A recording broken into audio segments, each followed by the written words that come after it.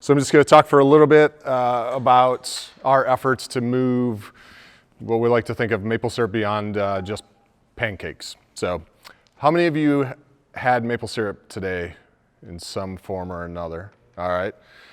How many of you ate pancakes today? All right, so that's good. So we have a start there, right? Those of you that raised your hand who had maple syrup today, how'd you have it? At your booth. All right, you tried a little bit at our booth. Any other ways? In your oatmeal, nice. Oatmeal.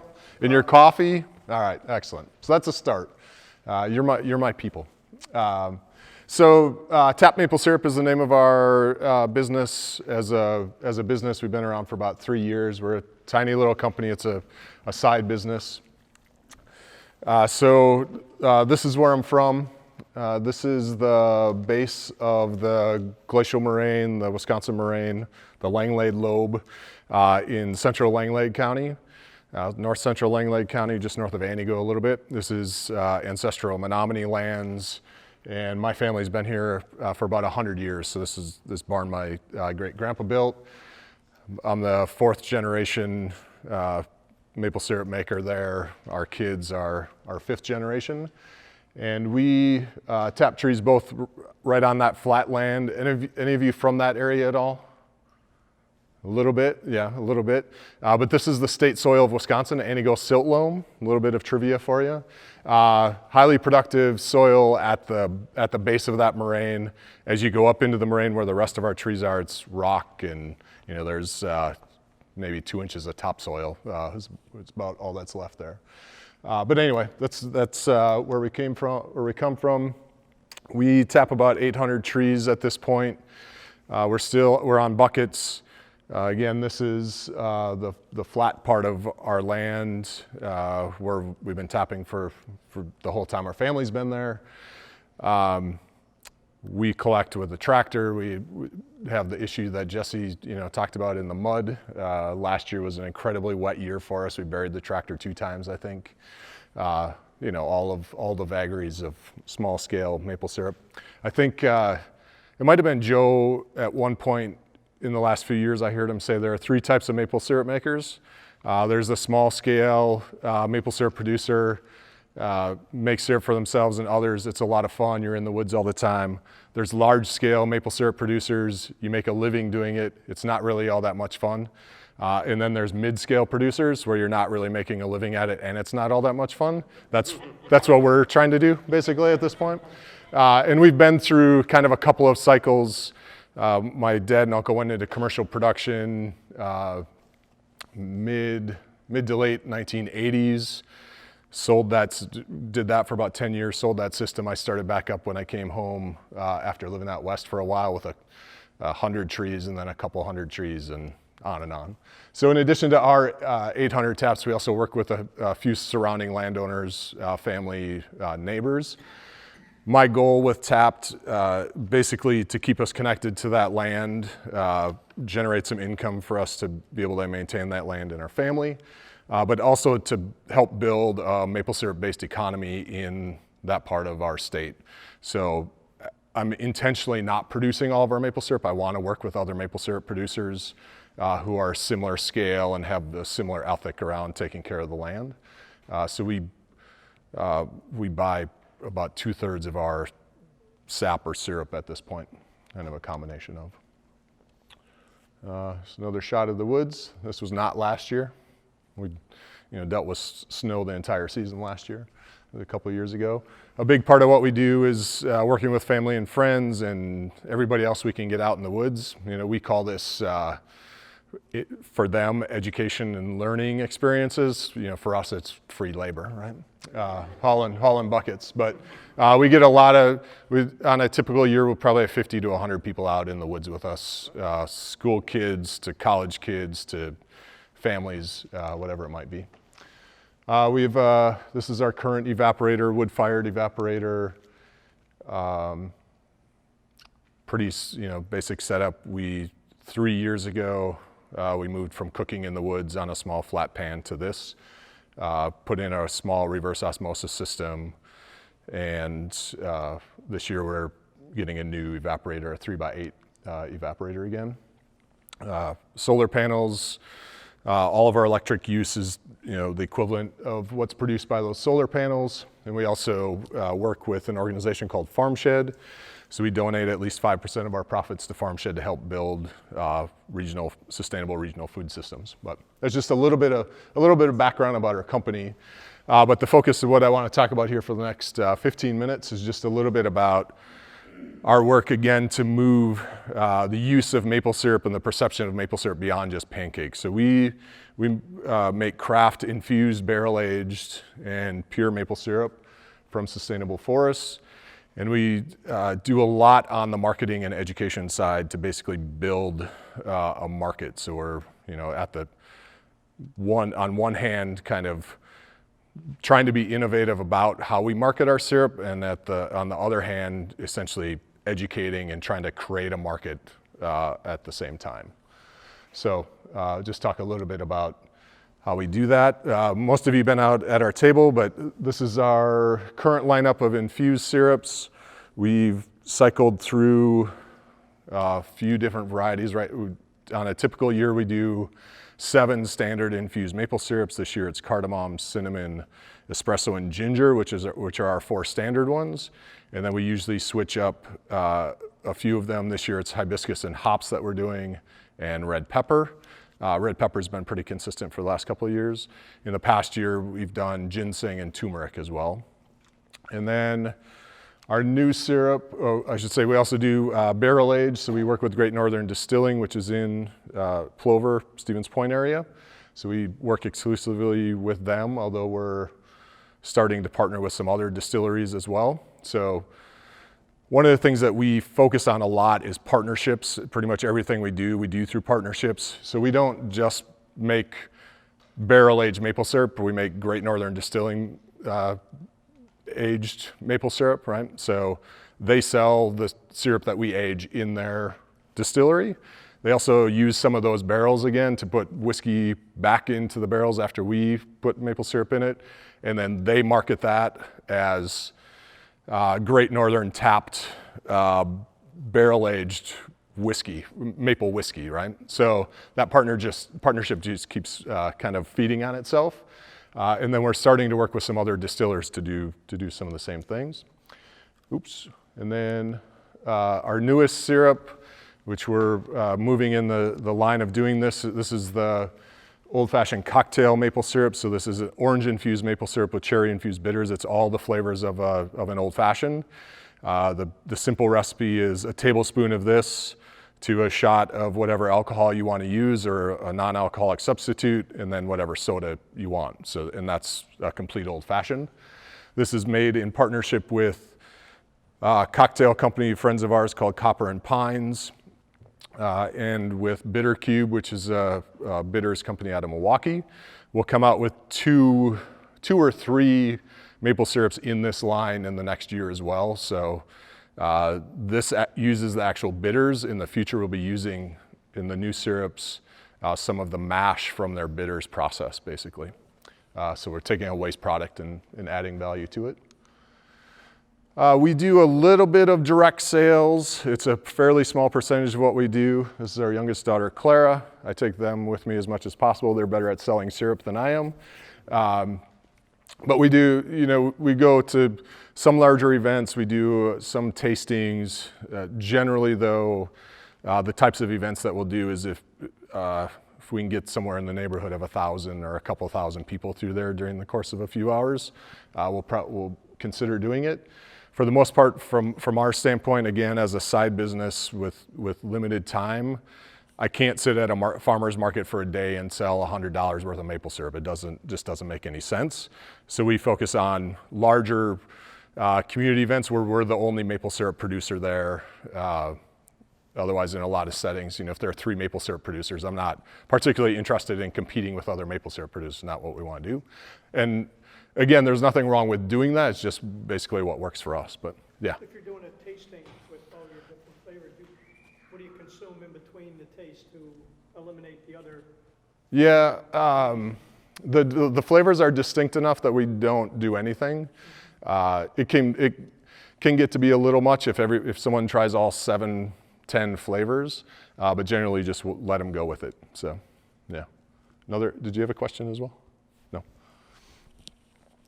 But yeah, and I will say this is true of pure maple syrup as well, but particularly true of any new products like our infused syrups. It's a rare person who's kind of adventurous enough just to buy a bottle of syrup without trying it, right? So for the most part, nobody's ever heard of cardamom infused maple syrup. Unless we do samples, chances are slim we sell anything, right? So the sampling is a big part of that. And you've heard that a couple of times today with, even regular maple syrup. People want to try it before they buy it. This is the Milwaukee night market, 5,000 to 10,000 people during the course of the night. Not right at that point. That was a slow point, so I could get out of the table for a little bit. But we do some events like that. Basically, events where people aren't expecting to see maple syrup are the type of events that I'm at.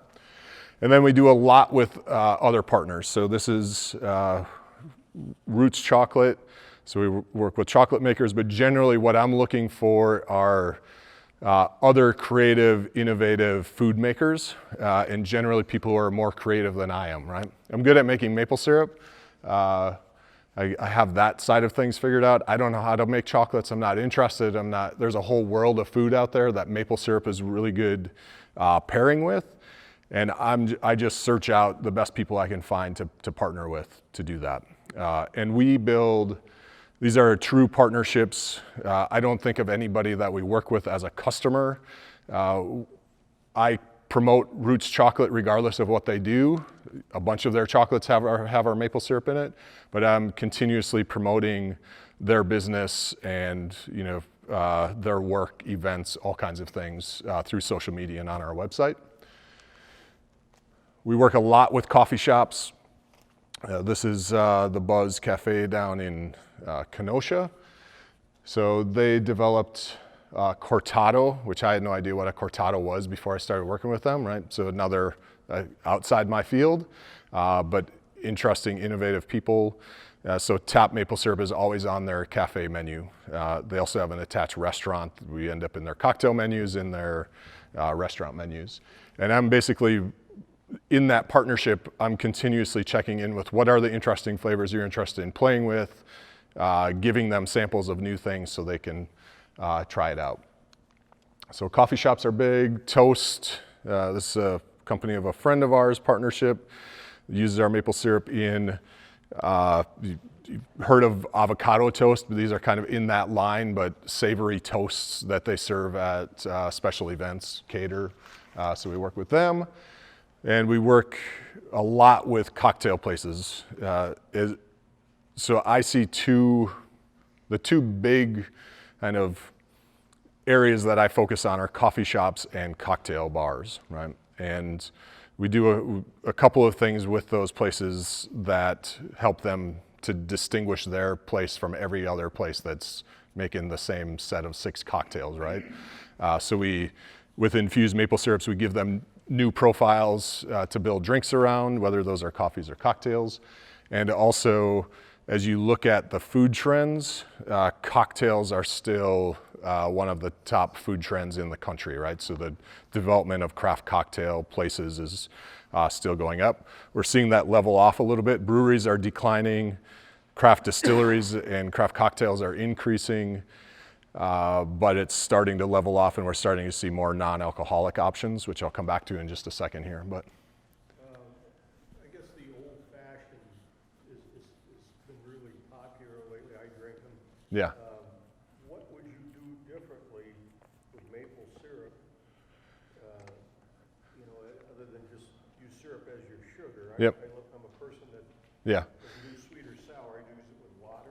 Yep. But instead of the sugar, I would use maple syrup. Yep. Exactly. Something different to the maple syrup? No, not. You can do that, and then we also we work with places that use our ginger, cinnamon, and to some extent red pepper and hibiscus in those old fashions to add another layer of flavor. That's your old fashioned mix then? Yeah. So, well, the old fashioned mix is kind of standalone. We actually made the old fashioned mix for like home use primarily. Bartender, do we have any bartenders in here? So be careful with what I say, a little bit. Bartenders are proud people. So if you give them something that's like too kind of turnkey, they're not gonna like it. So when I show most bartenders our old-fashioned cocktail syrup, they're like, yeah, that's fine, but I'm not just gonna pour that out of a bottle and let someone that's sitting at the bar see me doing that. So they wanna take the base of a maple syrup, like either a ginger or cinnamon, and do their own thing to it. But our old-fashioned cocktail syrup we made for the home cocktail maker who wants all those flavors in a real high quality, easy to make old-fashioned. So you just take the maple syrup, the alcohol, and the soda, right? You don't have to muddle anything, you don't have to add anything else to it. So there's a little bit of a distinction there. The syrups that we're working with Bitter Cube that are bitters infused maple syrups, those will be intended for cocktail bars because they're flavor combinations that they can't necessarily get on their own. So a little distinction there, but yeah. Sweet Time Coffee Shop, great partner of ours. They do all kinds of interesting coffee drinks. This is a charcoal latte, so with our ginger maple syrup in it.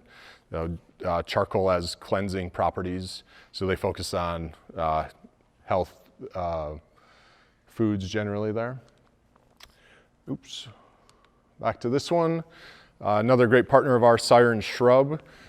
Have any of you had a shrub? A couple of you, right? So shrubs are sipping vinegars. They're apple cider based, and they're growing massively in popularity. Siren Shrub also based in Stevens Point. This is their maple ginger shrub. This has our maple syrup in it, and we're working with them on a couple other products. They'll actually be coming out with so this is essentially a concentrate. Their next line are sparkling shrubs, so it'll be essentially in a soda can ready to drink. This you dilute down, but those will be coming out soon. I think in the next month they'll start bottling. And then we're also focused a little bit on this whole kind of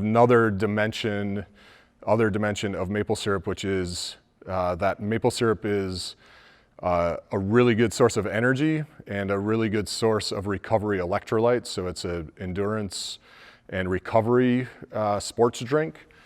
So have any of you seen any of this? There's a company called Untapped, which is based in New York. Anderson's maple syrup here in Wisconsin does a little bit of this. So it turns out maple syrup obviously is sugar, but it's a more complex sugar than simple table sugar. And so it's metabolized a little bit more slowly. Doesn't result, endurance athletes will talk about when there are things like gels and all kinds of things that they take. Those tend to give them heartburn or stomach, they call it stomach rot. Maple syrup doesn't do that. So it's kind of the perfect sports fuel. And then on the recovery side, again, it's full of electrolytes. There's also a whole host of other health benefits to it around kind of anti-cancerous properties and a whole bunch of other things that Jesse or Joe touched on earlier today that are just coming out. So we're just starting to do some work here, and in general, this is a kind of wide open area at this point.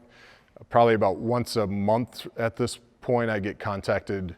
It's kind of fun when you get into this space. I get contacted with someone who has, this brand new idea, and it's just been circling around of how can I use maple syrup as an energy source during triathlons or long bikes or whatever. And it's starting to catch on because I get those emails now like, hey, I have this idea. Could you package syrup in a way that I could use it? Like, yes, we're working on it, but if you want to help me do that, that'd be great. And then the other big thing that we do is special events. So this is an event we did last year called the Tappening, which was a dinner in our Sugar Bush, 5-course dinner, cocktails, kind of the whole gamut, maple syrup tour, all of that. The one, some of you I'm sure know this already, the weirdest thing to me about kind of our economic brains is that we will very easily pay way more for experiences than we will for products, right? So not too long ago, I read this story about the $100 quart of maple syrup and how this guy was selling a quart of maple syrup for $100 each. And the way he did that is he invited people out into the sugar bush to watch him cook the maple syrup, and then they got a quart. It cost them $100, and they got a quart of maple syrup when they left, right? And so that feeds into this idea of how we do events, right? So I can get people to pay $75 for a meal without much of a challenge, right? I have a hard time sometimes getting people to pay me $10 for a bottle of maple syrup, but way easier to get them to buy that in finished form through an experience, right? So the tappening was an effort to do that. The other thing that events do is basically build loyalty to a company or a product, right? So if I can get someone out in the sugar bush with me and hang out with me for a day and eat good food and drink good drinks, they're gonna buy Tapped for the rest of their life, right? Until I mess up and give them something bad. So events are good for that as well. So we did the tappening, looked something like this. I worked with lots of other great people. We didn't do any of the food or drinks or any of that. I found friends who were chefs and cocktail makers. The other event that we've done, how many of you have been to a brewery release party where someone, they released a beer, right? Or a cocktail or something, right? A few of you? So a few years ago I said, how come nobody does a maple syrup release party? Every year we come out with a new batch of maple syrup, and yet I've never seen a release party celebrating the new year of maple syrup. So we started doing this 2018. We worked with Great Northern Distilling, cocktail menu featuring Tapped in each of the cocktails. They basically developed a special menu. We repeated this again last year in Wausau at the Hilton Garden Inn. They did a dinner as part of this, full cocktail menu, hors d'oeuvres, the whole thing, basically all focused on maple syrup, and then we got to do maple syrup tasting and maple syrup sales as part of that. So events are a big thing. We have a couple of them coming up this year. If any of you are looking for a good time on a Tuesday night in 2 weeks from now, we'll be at this event at Lawless Distilling in Minneapolis. It's called Pizza Night, but we're the guest bartender. Go back to that one. So we'll again feature 3 of our different maple syrups and cocktails, and get to hang out with a bunch of people in the cities. And then our 2020 maple syrup release party is going to be at Bitter Cube. It will include a cocktail class, actually 2 different bars of cocktail menus, syrup and sales, and all of that. So you'll, if you're interested, you come and hang out with us for the night here as well. But events become a kind of a huge part of what we do, again, because it connects us to audiences that we wouldn't otherwise get to see. It's easy for people to walk past a table full of maple syrup or, look at a website one time but not really pay that much attention. But if we can create a fun event, especially with a variety of partners who have different audiences than we do, then we have them hooked into something that we can continue to stay connected. All right, so with that, that's just a little bit about what we're doing, trying to expand beyond the typical use of maple syrup. You can track us down in lots of different ways. Very active in social media. You don't need to see that. Social media, online is the easiest way to find us. But with that, any other questions before we wrap up? I use maple syrup in cooking at least once or twice a week. Yeah, if you want good recipes and good looking dishes, follow Darren. I just use it last on seared Brussels sprouts and glazed with this ginger maple. Perfect. The one thing I'll kind of encourage, well, 2 things I guess in closing.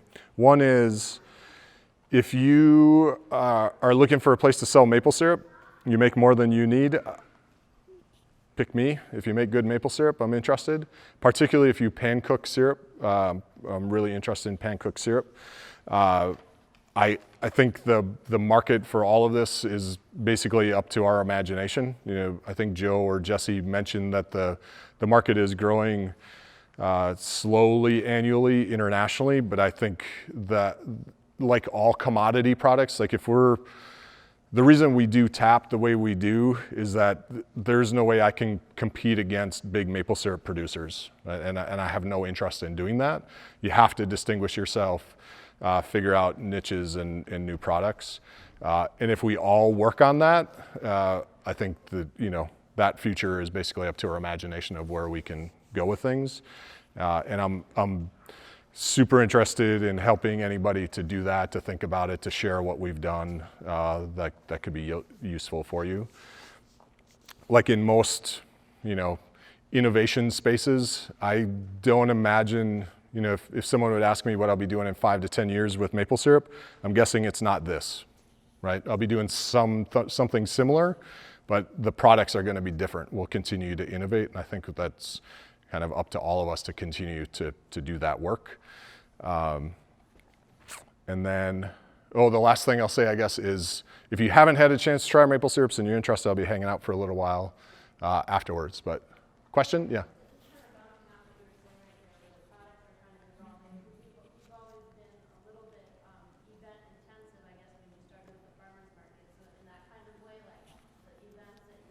Yeah. Yeah, for sure. So we'll continue to try to figure out kind of what the edge of that is too. The more my particular interest is events that are forest based and figuring those out in a way that makes sense. There's a crazy chef in Quebec, Martin Picard, is that right? That name's might not be quite that, but they operate a sugar bush based restaurant. It's open, during maple syrup season. That's kind of my dream to get to that point, is if we can tie our cuisine to seasons, in a very direct way, and create kind of these combined experiences between food and outdoor experiences in those places, to tie back into what Jerry and Kate were talking about earlier. We need to develop a culture as much around maple syrup as we can, and those type of experiences are going to help with that, and the events are a way to draw people in to do that in some cases. And then the last thing I'll say on the product side, the like big frontier, and Darren will support me in this, is maple syrup based hard alcohols, right? So there's if you get to know Darren well enough, someday he'll share a sample with you, and maybe Joe will too. But there's some really amazing alcohol coming out of Canada that's maple syrup based. We have nothing like it in the United States. Jesse is going to help us figure that part out. But there's a whole frontier there as well, and in the brewing space and all kinds of other things. But that's one that I see just as a huge gap right now. All right, thank you all. Yep, enjoy.